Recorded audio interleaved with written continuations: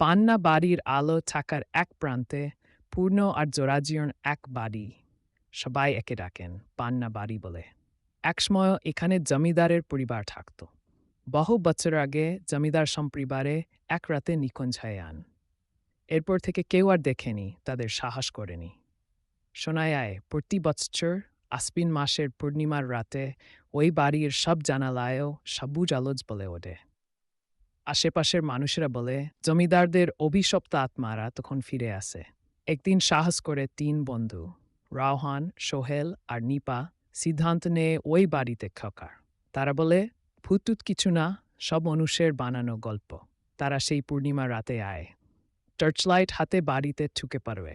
প্রথম দিকে সব স্বাভাবিকই ছিল, ধুলো, জং ধরা আসবাব আর একটা অদ্ভুত গন্ধ। কিন্তু হঠাৎ খাড়ির কানটা রাত ঠান্ডা ছুঁতেই পুরো বাড়ি থরথর করে কেঁপে ওঠে। তারপরে সব জানালাজ বলে ওঠে সবুজ আলো। নিপা বলে দেখো,